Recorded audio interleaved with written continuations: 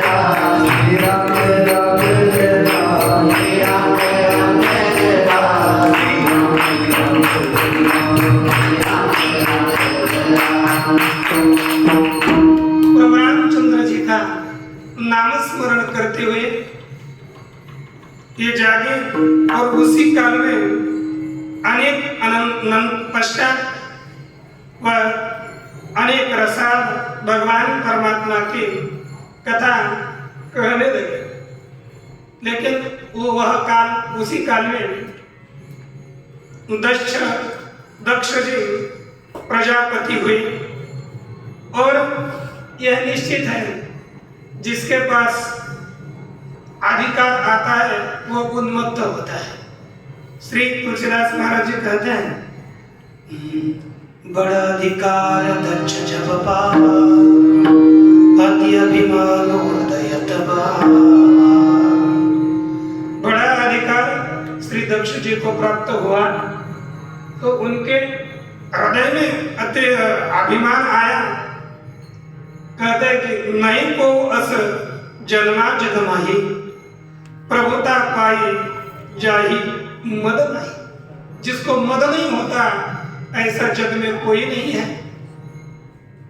अब उसी काल में श्री दक्ष जी ने याग आरंभ किया, लेकिन उस याग में सभी को निमंत्रण भेज दिया। जिनका जो देवता यज्ञ से भाग पाते हैं वे सभी देवता सादर अतिशय आदर युक्त होकर चले। केवल 3 देवता नहीं गए। कौन कौन चले गए?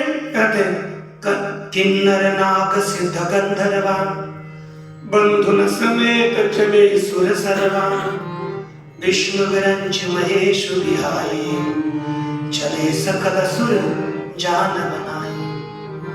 किन्नर नाग सिद्ध गंधर्व सब अपने भाई के सब परिवार निकल गए। केवल विष्णु, ब्रह्मदेव और शंकर जी नहीं गए। आकाश से अब सभी विमान सब देवता चढ़ी जा रहे थे। विमान पर बैठे बैठे दक्ष के याग के प्रति जा रहे थे। यह सब कुछ हलचल माता सती जी ने देखी और कोई सुर सुंदरियां गाना गाते हुए जा रही हैं, सब बाजे बजाते जा रहे हैं। इनको लगा ये कौन जा रहे हैं, ऊपर देखा और तब श्री भगवान शिव जी को माता जी ने पूछा ये क्या है, ये क्यों जा रहा है? तब सब कुछ वृतांत यहाँ पर कहते हैं कि पूछे तब शिव कहे बखानी पिता चल के सुनी कछुहर शानी। उन्होंने कहा कि आपके पिता के यहाँ यज्ञ है, उसको सुन करके अभी इतने दिन तक ग्लानि में जीवन जा रहा था तो कुछ हर्षित हुई। पति ने हमारा त्याग किया है, इसका दुख तो बहुत बड़ा है। अपना अपराध विचार करके कुछ माता कुछ कह नहीं रही। इतने साल हो गए, 87,000 साल, तो कुछ बोल नहीं रही, दुख वहां से। और माता सती प्रेम से युक्त ऐसी एक वाणी बोली, पिता भवन उत्सव परम जो प्रभु यशु होई, तो मैं जाऊं कृपा यतन सादर देखन सोई। यदि आपकी कृपा है तो मैं उस यज्ञ को देखना जाना चाहती हूँ। तब श्री शिव जी कहते मेरे ही मन में ऐसे लगता है, लेकिन यह अनुचित है कि हमें उन्होंने निमंत्रण नहीं भेजा। दक्ष जी ने अपने सभी बेटियों को बुलाया, लेकिन हमारे कारण तुझे ही भूल गए। एक बार भगवान शंकर जी कह रहे, एक बार ब्रह्म सभा में मैं नहीं उठा, उसके कारण क्योंकि सभा भरी तब सभी लोग ब्रह्मदेव ने उठे और भगवान शंकर जी और विष्णु जी ये तीनों नहीं उठे ब्रह्म सभा में। उस कारण सब आए तो दक्ष जी को देख करके सब खड़े हो गए सम्मान में। बड़े लोग आने पर सम्मान पूर्वक खड़ा होना चाहिए, बैठे क्या होता है? शास्त्रों में कहा गया है कि बड़े कोई महात्मा, माता पिता, गुरुजी ये सब आने के बाद बैठे नहीं रहना चाहिए, क्योंकि उस काल में अपने प्राण ऊपर उठते हैं। जब बड़े लोग आदरणीय व्यक्ति अपने पास आते हैं तो प्राण स्वभावतः ऊपर उठ जाते हैं। उन प्राणों को स्थिर करने के लिए हमें उठकर खड़ा होकर उनका सम्मान करना चाहिए, नहीं तो अनादर के कारण अपनी हानि होती है। इस हिसाब से अब सब देवता लोग दक्ष पितामह जी को देख करके सब खड़े हुए,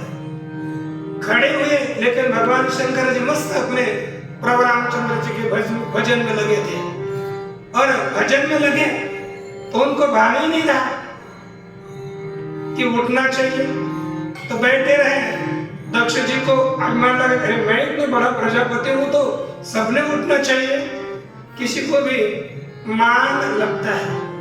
अब तो देखा सब खड़े हुए कि नहीं, नजर फेरी, ब्रह्मदेव जी खड़े नहीं, कुछ नहीं, वो हमारे पितामह है, ठीक है बैठे तो कोई नहीं। भगवान विष्णु वो तो हमारे पूजनीय है, लेकिन ये हमारे जामा ही थे ना, तो ये नहीं खड़े हो गए। उन्होंने उतने में क्रोध आया, सबको देख करके जितने खड़े हुए हैं उनको देखकर कुछ हर्ष नहीं हुआ, लेकिन एक नहीं खड़ा हुआ, उनको देखकर दुख हुआ। ऐसे मनुष्य का स्वभाव है, ज्यादा मिलता है उनको देखकर सुखी नहीं होता, 1 रुपया उसके अपेक्षा से कम मिला इसको मन में लाकर दुखी होता है। स्वभाव बड़ा विचित्र है। श्री दक्ष जी उस समय से उन्होंने शंकर जी के विषय में रोष धारण किया, और आपको ही बोल गए तो माता बोली ओ ठीक है, उन्होंने निमंत्रण नहीं भेजा, किंतु तो हमारे पिता है, उनके घर जाना चाहिए। तो भगवान शंकर जी बोलते ठीक, तूने जो कहा वो ठीक है। आगे लिखता है, जदपि मित्र प्रभु पितु गुरु गया, जाहि अमित बोले उन संदेह, तदपि विरोध मान जह कोई, कहा गए कल्याण न होई। यद्यपि मित्र प्रभु माता पिता गुरु इनके घर में न बुलाते हुए जाना चाहिए ठीक है, लेकिन वहां पर यदि कोई विरोध मानता हो, शत्रुता लेकर बैठा हो, तो वहां जाने के बाद कल्याण नहीं होता सती, जाना उचित नहीं लग रहा। अनेक रीति से भगवान शंकर जी ने मां को समझाया, लेकिन माया के प्रभाव के कारण मां नहीं मानी। तब भगवान शंकर जी ने अपने 2-4 गण उनके साथ दिए, और उनके साथ श्री माता चली, दक्ष कुमारी का वो चली, उनके घर चली। जब मां भवानी पिताजी के घर चली गई, तो दक्ष जी के भय से किसी ने भी उनका सम्मान नहीं किया। केवल एक माता ही थी, आदर से कोई भी नहीं, और भगिनी बहनों अतिशय हंसकर मिली। क्या होता है ना, ज्यादा कोई हंसा तो समझ लो गड़बड़ है। उनको क्यों व्यंग्य से हंसी ना, कैसे देखो न बुलाते हुए आई, हंसकर होता है ना, क्योंकि व्यंग्य माना हुआ। तब उसके बाद दक्ष जी ने तो कुछ बोला भी नहीं, कुछ पूछा नहीं। सती जी को देख करके उनके हाथ पैर चलने लगे, और सती जी जब याग देखने के लिए चली गई, तब वहां पर भगवान शंकर जी का भाग नहीं देखा। तब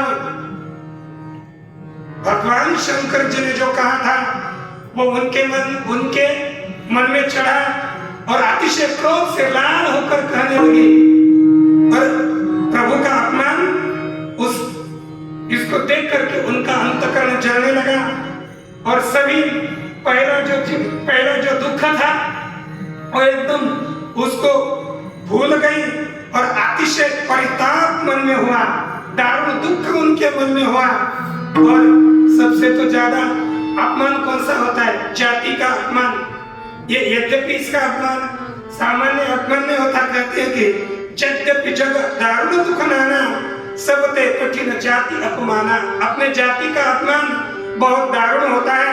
सती जी ने उसको समझा, अतिशय क्रोध युक्त हुई, और अतिशय क्रोध भरे वाणी से उन्होंने वो बोलना आरंभ किया, और कहती है, लेकिन उनके मन में माता जी ने समझाने का प्रयास किया, बेटी स्थिर रहना, लेकिन कुछ प्रबोध कुछ मन में समझ पा नहीं। कहते कि शिव अपमान न जाई सही, हृदय न होए प्रबोध, सकल सबई हट हट की, तब बोली वचन सक्रोध।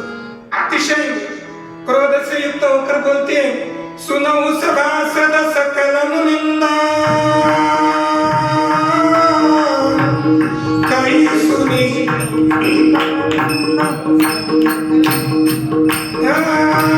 सुनऊ सभासद सकल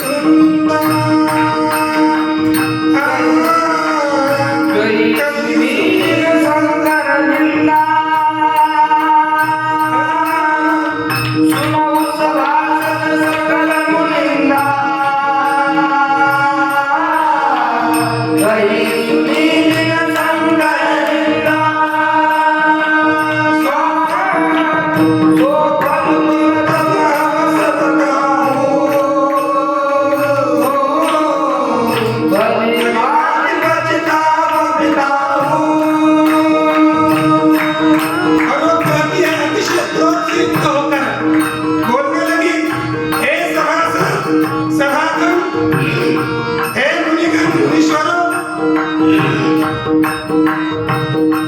जिसने जिसने भगवान शिव जी की निंदा करी है, सुनी है, उन्हें तुरंत इसका फल मिलेगा और भले अच्छे तरह से आप पछताओगे।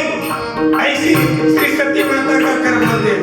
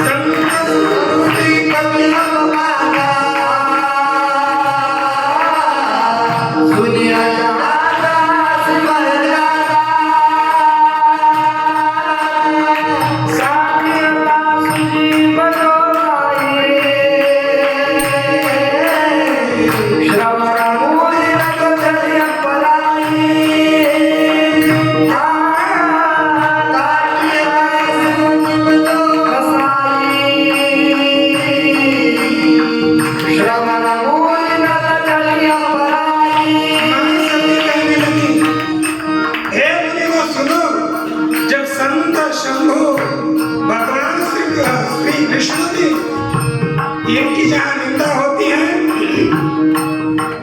उसको सुनना नहीं चाहिए, एक मर्यादा है। जो निंदा करता है उसकी जीभ काट देनी चाहिए, नहीं तो कान बंद करके वहां से निकल जाना चाहिए।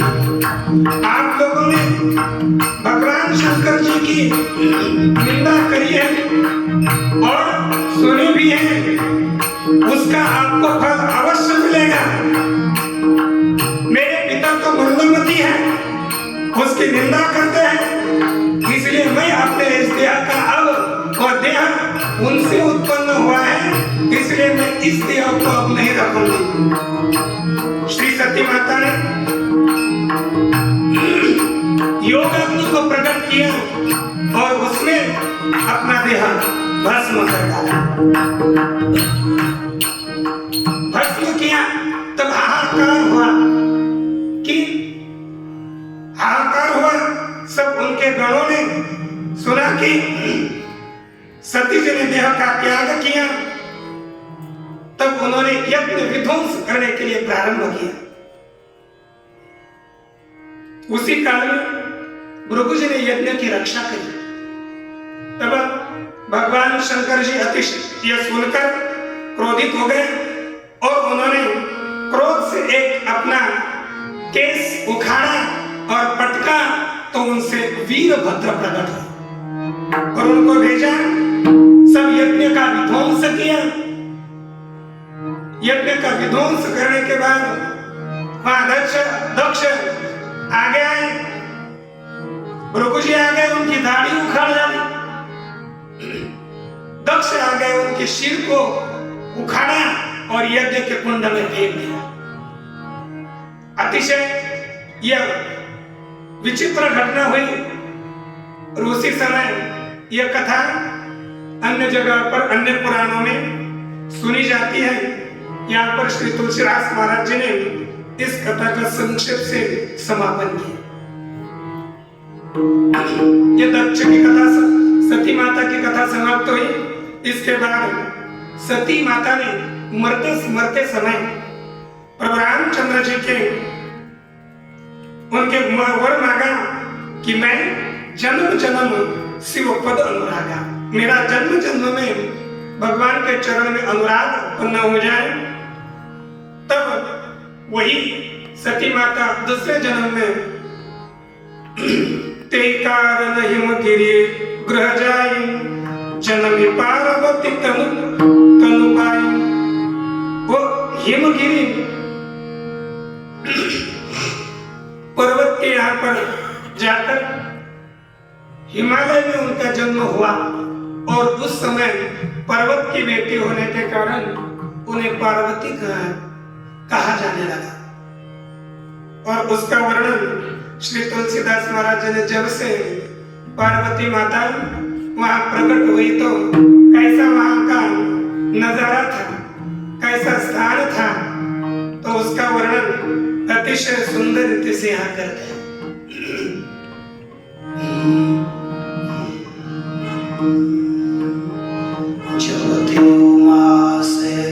शैलगृह जाई, सकल सिद्धि संपत्ति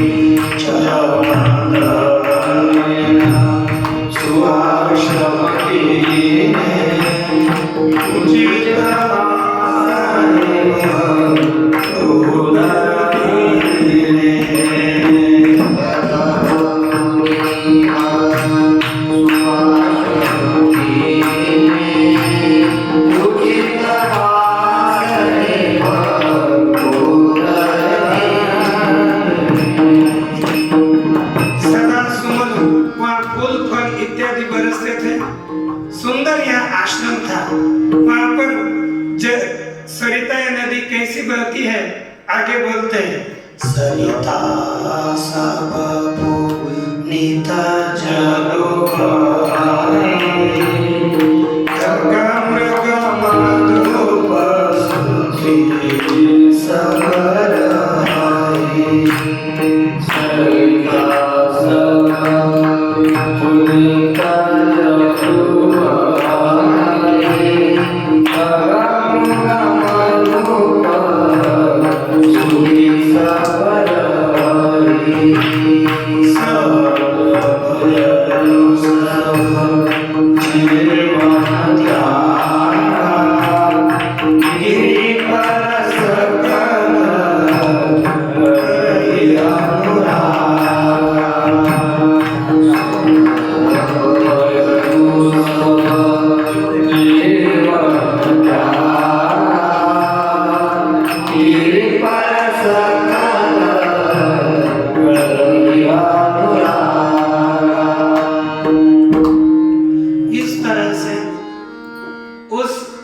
जब से पार्वती माता वहां प्रकट हुई तब से सब लोगों ने वैर का त्याग किया, सब अतिशय आनंद से रहने लगे, नदियों का जल बहने लगा। यह सब कुछ समाचार जब नारद जी ने सुना तो कौतुक से उस हिमालय पर्वत पर श्री नारद महर्षि आए और उस काल में श्री नारद महर्षि जी का पर्वत हिमराज पर्वतराज ने अतिशय सुंदर उनके चरण पखाए, बैठने को आसन दिया और पत्नी सहित उन्होंने नारद जी को नमस्कार किया।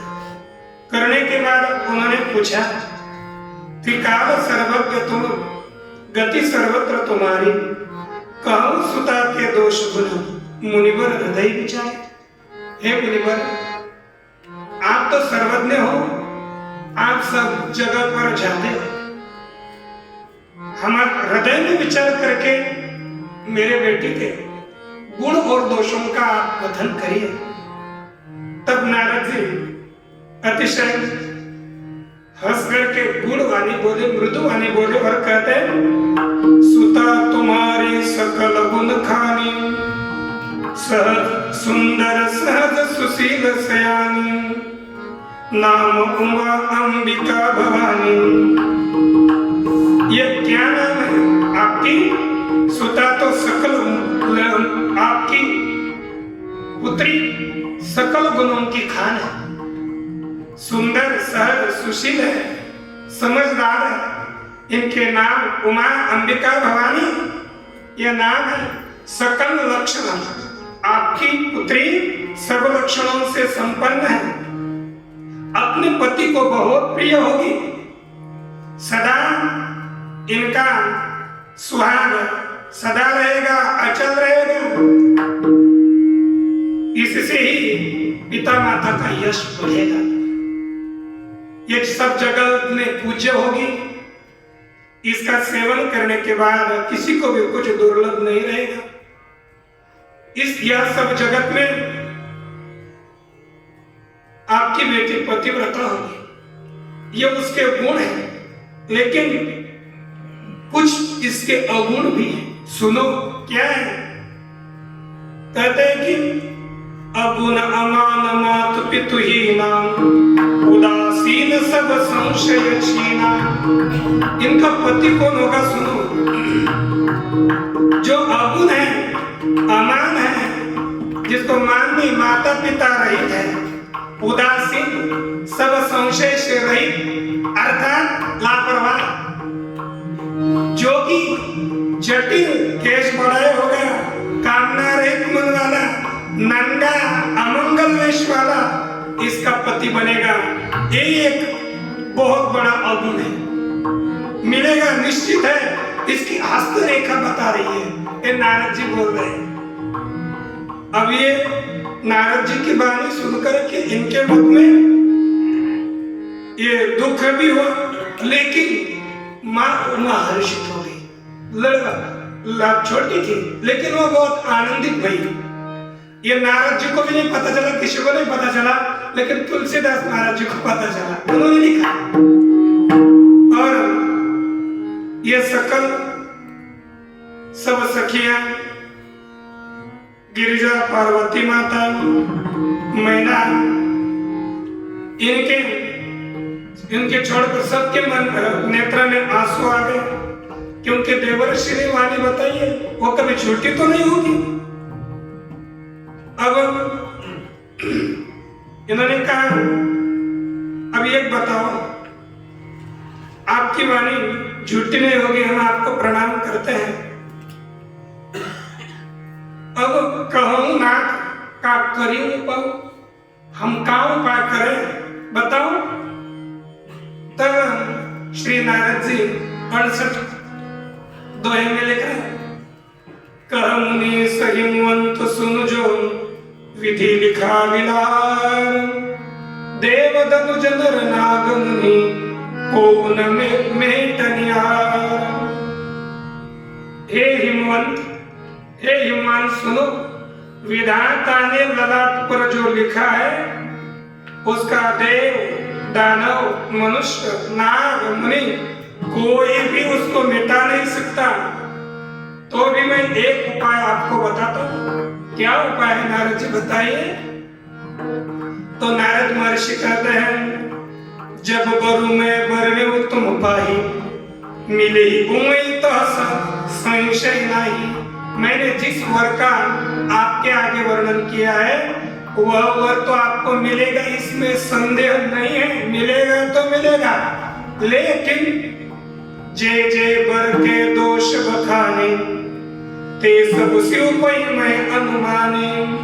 जे जो जो वर के मैंने दोष बताए हैं वे सभी शिव जी के पास है, ये मैंने अनुमान किया है। और शिव जी के साथ यदि विवाह हो गया तो लोग कहते हैं दोष भी गुण है, इसलिए उनके साथ विवाह होना चाहिए।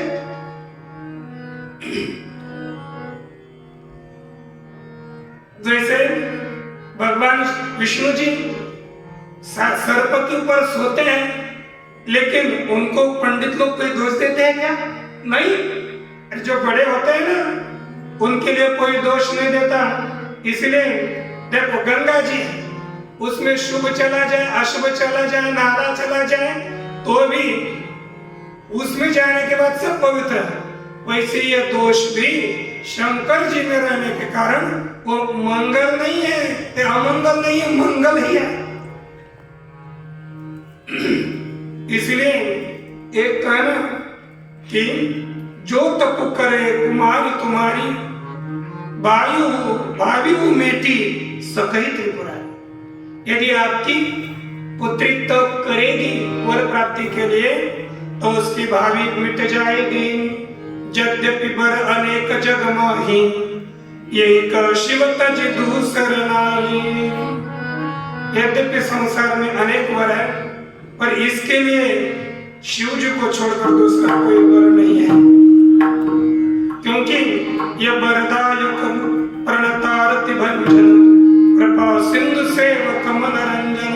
ये वर देने वाले हैं, अपने शरणागतों के दुखों को दूर करने वाले हैं, कृपा सिंधु हैं, सेवकों के मन को आनंद देने वाले हैं।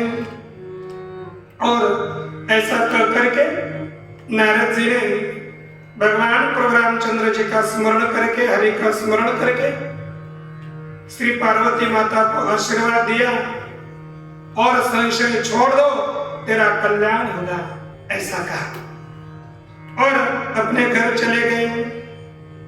तब मैना ने अपने पिता पति के पास, पर्वत के पास, हिमालय के पास आकर कहा, ये देव इन्हें जो काम मत कर लीजिए, हमारे बेटे के लायक यदि अनुरूप योग्य वर हो तो विवाह कर लीजिए, न तो कन्या वर रहो कुमारी, नहीं तो हमारी बेटी कुमारी रहेगी तो चलेगा, लेकिन अच्छे के साथ विवाह कर लीजिए, नहीं तो हमको सब लोग जड़ कहेंगे, क्योंकि हम अच्छा विवाह नहीं करेंगे तो हमको सब लोग दोष देंगे, इसलिए अच्छा वर ढूंढिए।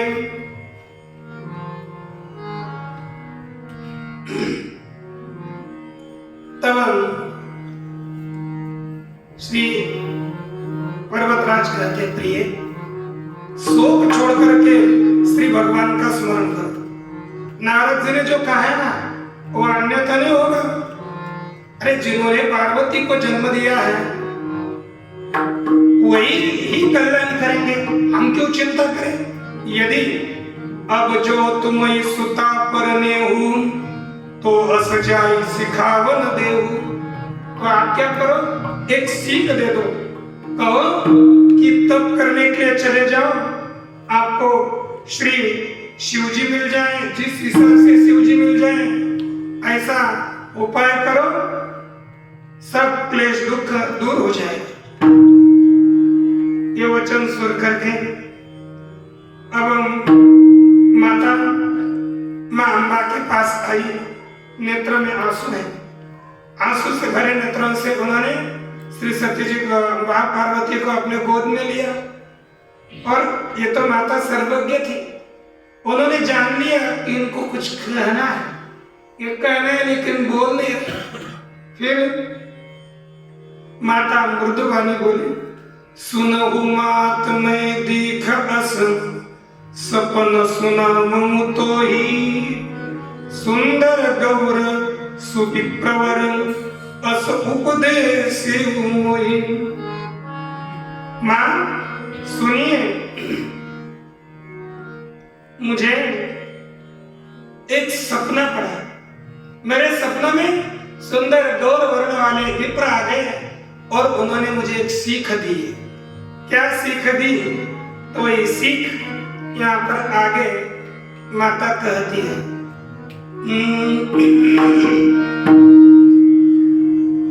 करई जाई तप श्री कुमार, करई जाई तप श्री कुमार।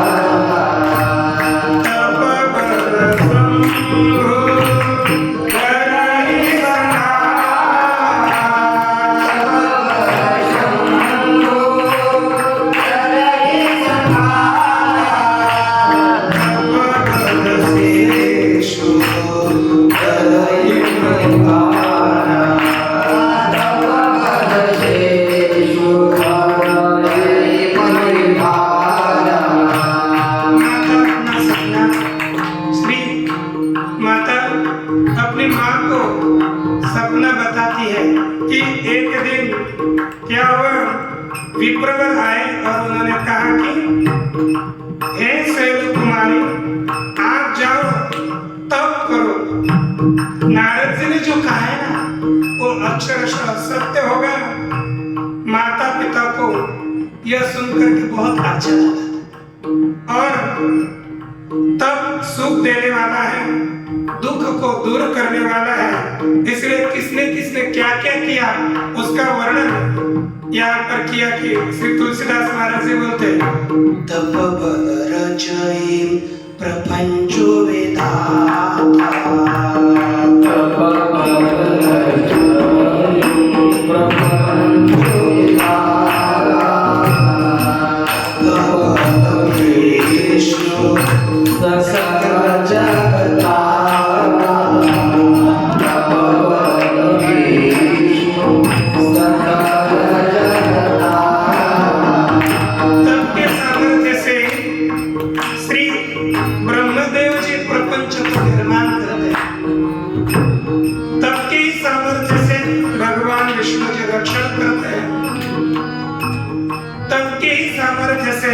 भगवान शंकर जी सृष्टि का संहार करते हैं। इसलिए तप ही सब सृष्टि का आधार है। और इसलिए हे भवानी जाओ तप करो। यह वाणी सुन करके अतिशय माता के मन में हर्ष निर्माण हुआ, आनंद निर्माण हुआ। बहुत माता ने समझाया लेकिन मां नहीं मानी, गई तप करने के लिए। तप करते समय उन्होंने कैसा तप किया श्री तुलसीदास महाराज जी वर्णन करते संवत सहस मूल फल खाए, साग खाई सत वर्ष गवाए। 1000 वर्ष तक मूल फल खा करके उन्होंने तप किया। 100 वर्ष तक सब्जी खा करके तप किया। कुछ दिन भोजन जल का किया, वायु का भोजन किया और उन्होंने अनेक बहुत दिन तक तप किया। अब इसी से ही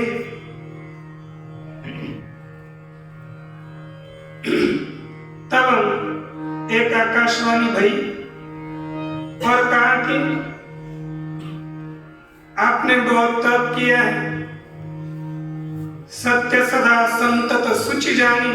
मेरे ब्रह्मा जी की वाणी को सदा सत्य निरंतर पवित्र जानकर अपने हृदय में धारण करो। जब पिता बुलाने के लिए आए अब हट छोड़कर घर चली जाना। सप्तऋषि आएंगे तब इस वाणी को आप ठीक समझना। यह वर्णन हुआ। लेकिन यहाँ पर शंकर जी बहुत तप कर रहे थे, एक वैराग्य से जीवन जी रहे थे।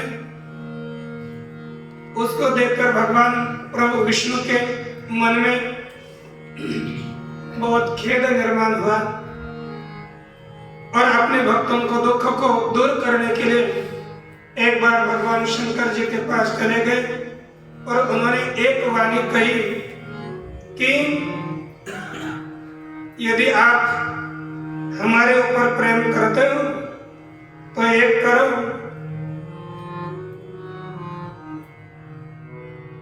हिमालय में पार्वती माता का जन्म हुआ है, उनके साथ ब्याह करो। शिव जी को अच्छा नहीं लगा लेकिन अब प्रभु की आज्ञा ठुकरा भी तो नहीं सकते, तो क्या किया, सिर धरि आयसु करिए तुम्हारा परम धर्म यह नाथ हमारा। ऐसा कह करके क्योंकि मैं आपकी आज्ञा मानूंगा। ये 76 दोहा के आगे चौपाई है। किनके वाणी को विचारण करते हुए मानना चाहिए। कहते हैं मातु पिता गुरु प्रभु के वाणी, बिनहि विचार करिए सुख जाने। किसकी बात वाणी?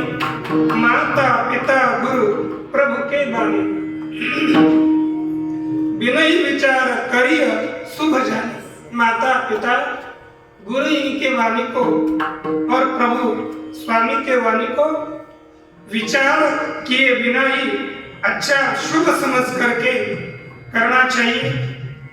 तुम सब भांति मम परम हितकारी, आज्ञा सिर पर नाथ तुम्हारी। आपकी मेरे सिर पर आज्ञा है, मैं आपकी आज्ञा मानूंगा। ऐसे कर श्री भगवान शंकर जी ने कहा, तब प्रभु आनंदित हो गए। अंतर और बाद में अंतर्धान हुए। तब ही सप्त ऋषि शिव पही आए।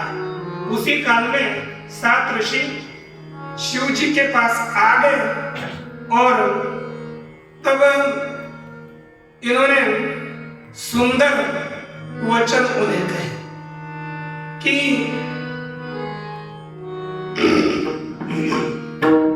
शिव जी के पास जब आए ये सप्तऋषि मरीचि, अत्रि, अंगिरा, पुलह, क्रतु, वशिष्ठ इत्यादि सभी ऋषि आए और आने के बाद शिव जी ने उनको कहा, पार्वती पही जाई, तुम प्रेम परीक्षा ली, पार्वती के पास जाओ और आप उनकी प्रेम की परीक्षा ले लो।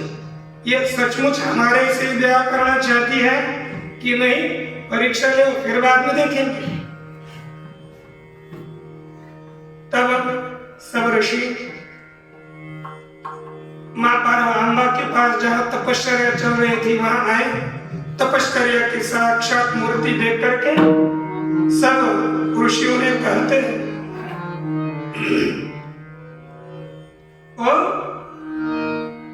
कि अपराध हूं, का तुम चाहो, किसकी आराधना कर रहे हो, किसको चाह रहे हो? हम सन हमारे साथ सत्य अपने अंतःकरण की बात करिए। ये माता बोलने में सब कुछ आ गई। अब क्या बताएं, मैं पति के लिए आराधना कर रही हूं, सब कुछ आ गई। और कहा तक मेरी जड़ता देखकर आप हंसोगे, लेकिन मेरी ढिठाई, मेरे मन में एक ठान लिया है कि जैसे जल की भित्ति बनावे, ऐसा मन में सोच लिया है। जल की कभी भित्ति नहीं हो सकती, लेकिन मेरे मन में माने नारद का सत्य सोई जाने, नारद जी ने जो कहा उसी को मैंने समझ लिया और चाहिए सदा शिव ही भरता। देखो हे मुनिवर, मेरा अविवेक देखो, मैं मेरा पति शिव को चाह रही हूं। सब सुनते, सब ऋषि हंसे। अब सब आए थे परीक्षा लेने के लिए तो हंसे और कहते क्या पगली, किसके वचन को सुनना चाहिए ये तो समझ में आना चाहिए ना, किसी का ही मानो और कुछ करने चलो। नारद जी का मान करके किसी का अब तक हित हुआ है क्या? अरे नारद जी ने दक्ष के पुत्रों को उपदेश दिया और सबको बैरागी बना दिया और उन्होंने बाद में घर ही नहीं दिखा, उनके उपदेश सुन रही हो। चित्रकेतु के घर को नारद ने चौपट करके छोड़ा। हिरण्यकश्यप का नाश तो जानते हो, बेटों के उपदेश दिया और चले पिताजी के पास, हिरण्यकश्यप के पास। उनका नाश किसने किया? नारद जी ने ना। नारद सिख जे सुनई नर नारी, अवश्य होई तजी भवन भिखारी। नारद जी का जो मनुष्य नर नारी सुनेगा तो अवश्य घर छोड़ करके भिखारी बन जाएगा। इसलिए तेरी के वचन मान विश्वासा, तुम चाहो पति सहज उदास। उनके वचन को मान करके सहज उदास पति को चाह रही हो। अरे उनको जानते वो कैसा है? निर्गुण नीलज कुबेश कपाली, आकुल अगेह दिगंबर ब्याली। शंकर जी कैसे? निर्गुण है, निर्लज है, कुबेश धारण कर गोरे वेश वाले, अरे सब कपाल धारण किए हुए, उनका कोई ना कुल है ना घर है, दिगंबर है। सांप सबके शरीर के ऊपर लपटे हुए, कहूं ऐसे वर को प्राप्त करके तुम्हें क्या सुख मिलेगा? अरे पूर्व काल में पंचों ने जो कहा, शिव जी का सती जी का शिव जी के साथ ब्याह कर दिया, उन्होंने कुछ कारण कर उसको मार डाला और अब उसके साथ ब्याह कर रहे हो। बहुत कुछ कहते हैं। एक तो हमारा मानते हो तो हम अच्छा वर बता देते हैं, उसके साथ ब्याह करो। कौन है? अरे वो अति सुंदर है, सुख देने वाला है, अरे उसका वेद वर्णन करता है। कौन है?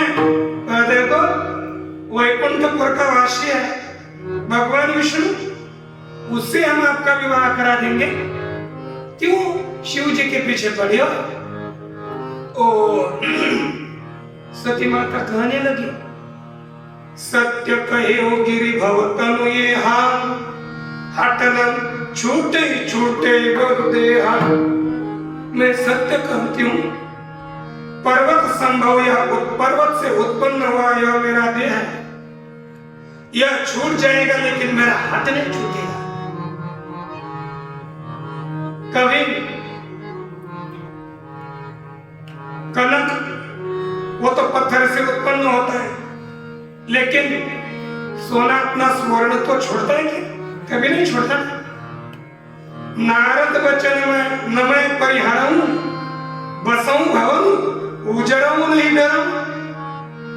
नारद जी का वचन मैंने माना है, उस वचन का मैं कभी त्याग नहीं करूंगी। मेरा घर बस जाए ना तो उजड़ जाए, कोई परवाह नहीं है, माता बोलती है, क्योंकि उनका कारण है गुरु के वचन प्रतीति न जी सपने वो सुगम न सुख सिद्धि थी। कहा कि गुरु के वचन के ऊपर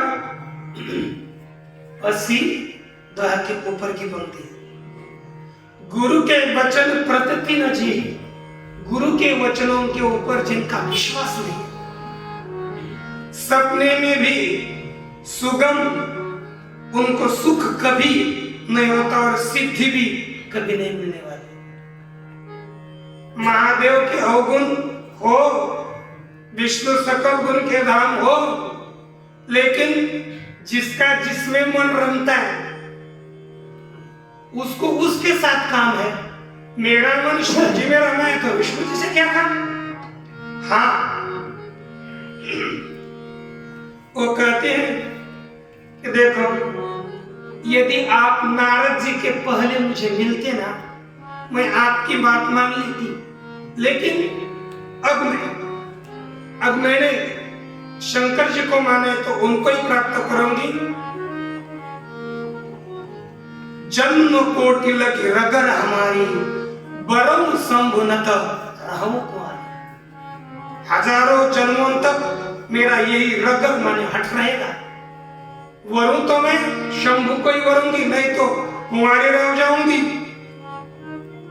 यह सब,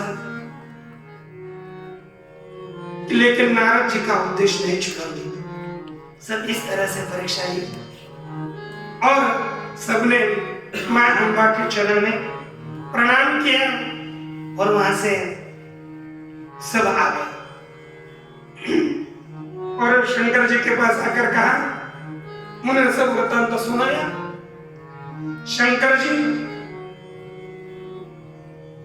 थोड़े आनंदित हुए, उनके मत में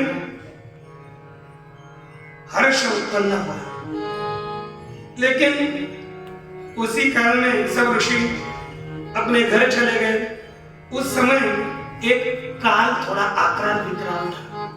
क्या हुआ? उसी काल में तारकासुर हुआ। तारकासुर ने तपश्चर्या करी और एक वर मांगा। क्या? कि अब उन्होंने कहा मैं मरूं ही नहीं, तो कहा कि मरना तो पड़ेगा, तो एक करो, मुझे वर देना है शंकर जी के पुत्र से मेरा वध हो जाए। होशियार, उनको पता था शंकर जी की पत्नी सती माता, वो तो उन्होंने देह त्याग किया। अब ये उदास भोले बाबा इनका अभी पत्नी नहीं है तो बेटा कब होगा, और मुझे मारेगा कब, और इनका कब विवाह होगा। इस हिसाब से उन्होंने कहा उनके पुत्र से मेरी मृत्यु हो। अब उनको लगा कि इनका ब्याह नहीं होगा, ये समाधि में रहने वाले बाप है। आनंद से लोग उनको अब मारते रहा कसुर, सब लोग त्रस्त हो गए, त्रस्त हुए। अब क्या है, सब जगह पर अमर अजर अमर सो जीत न जाए, उसको कोई जीत, किसी को भी जीत नहीं रहा था। सब देवता लोग लड़ाई हार गए, हार कर गए। एक बार ब्रह्मदेव जी के पास गए और कहा हे भगवान बचाओ बचाओ, उनका दोष था, बोलने लगे तो कहा तब तक आपका ये दुख का दूर नहीं होगा, एक काम करना पड़ेगा, वो शंकर जी के बेटे से मरने वाला है, तो एक काम करो, शंकर जी पहले समाधि में है, उनको जगाना पड़ेगा भाई। जगाना तो क्या करे, एक काम करो, कामदेव जी है ना, उनको भेजो, अभी उनके ऊपर बनाएंगे। कहते पठवहु कामु जाई शिव पाही, करे क्षोभ शंकर मन माही।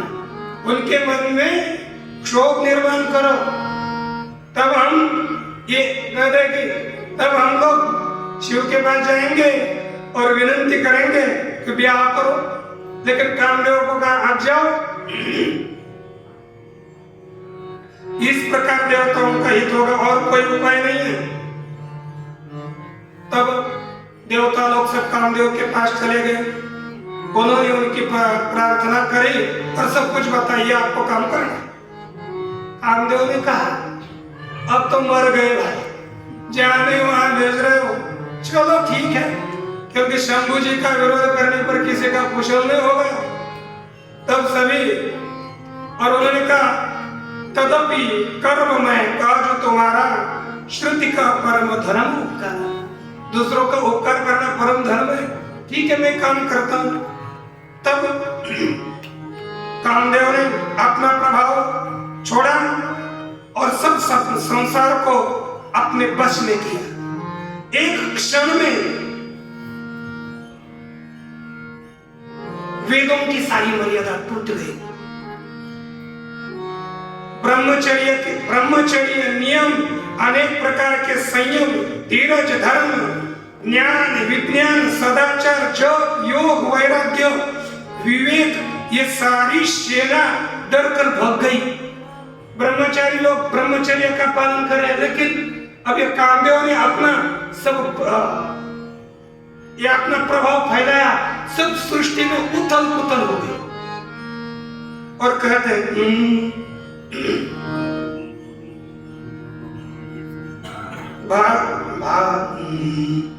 भागे विवेक सहाय सहित सुबाट संजुग मही मोरे, सट ग्रंथ पर्वत कंदर नहीं मौजायते अवसर गुरे, उनिहार का करतार गोरख हार जग कर बलो बरा, तुई मात के नाथ जी को बिकर धर सरधरा, को बिकर धर सरधरा।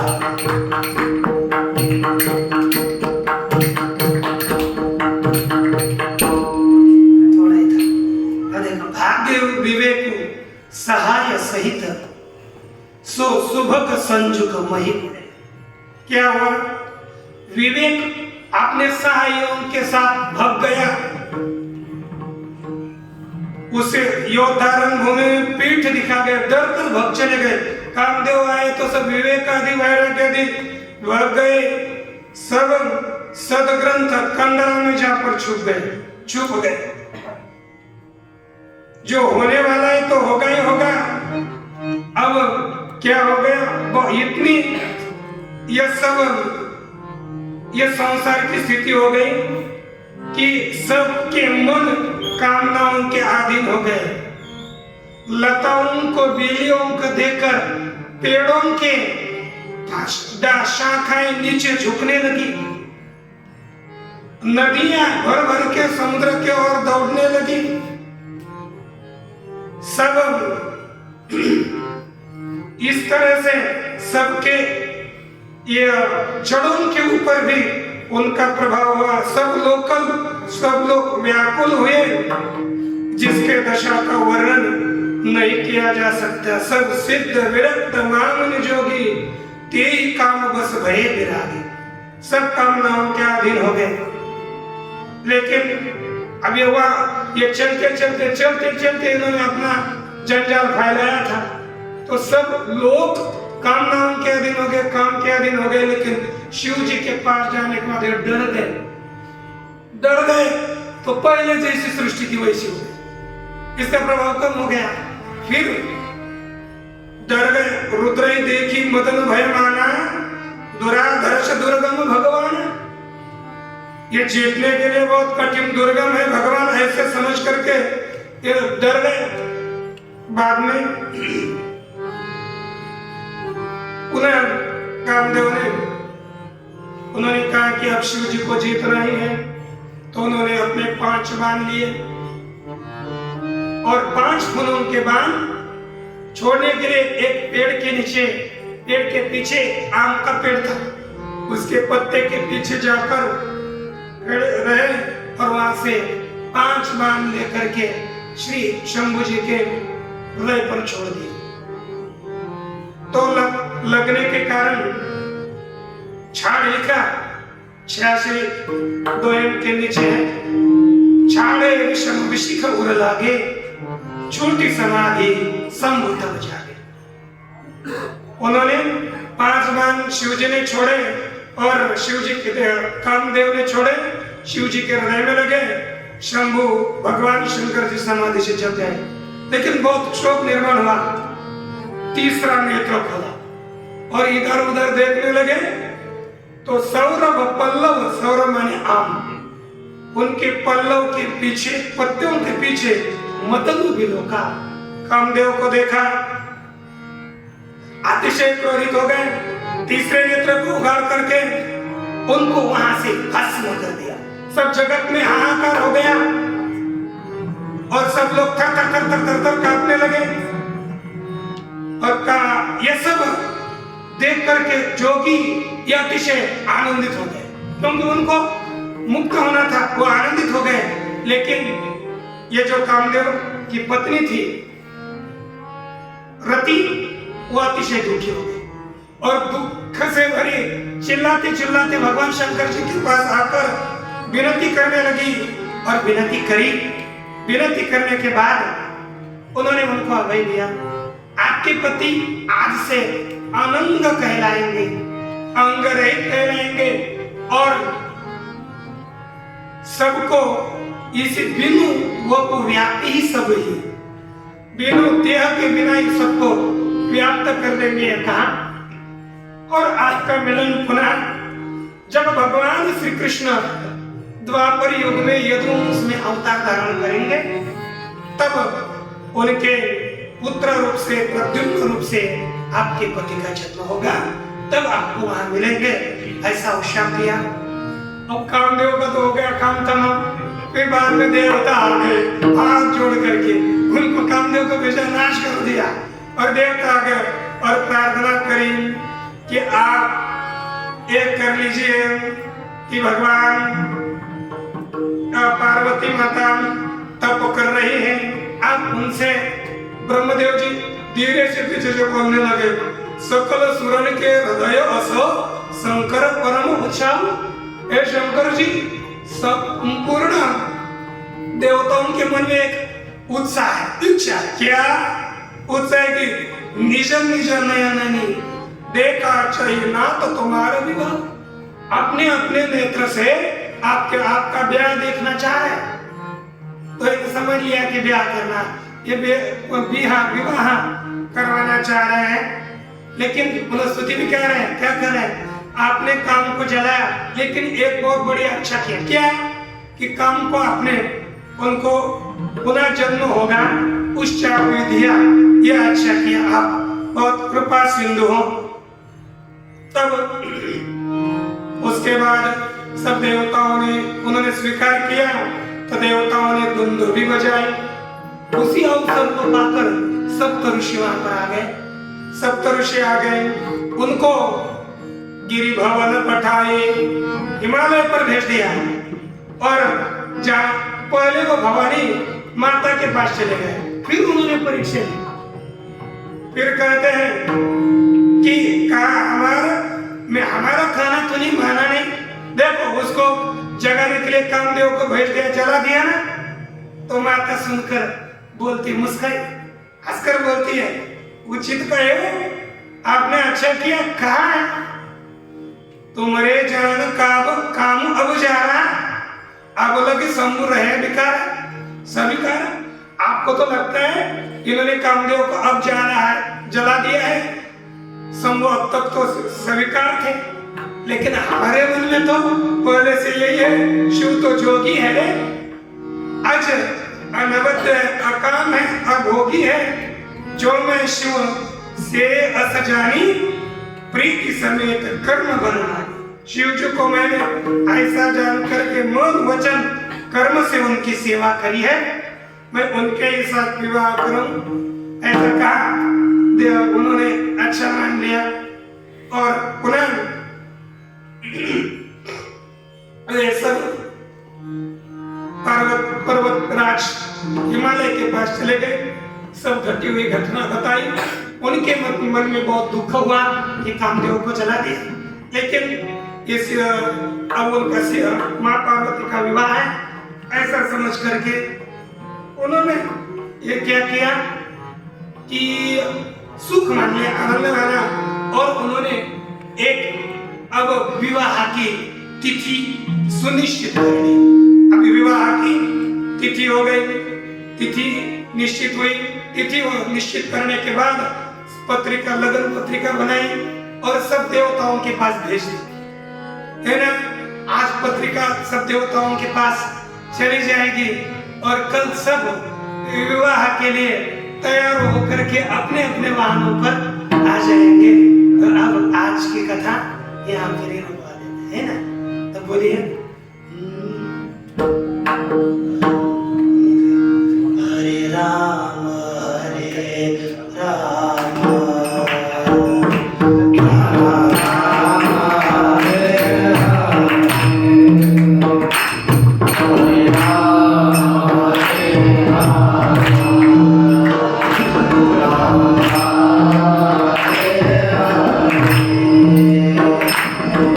Hallelujah.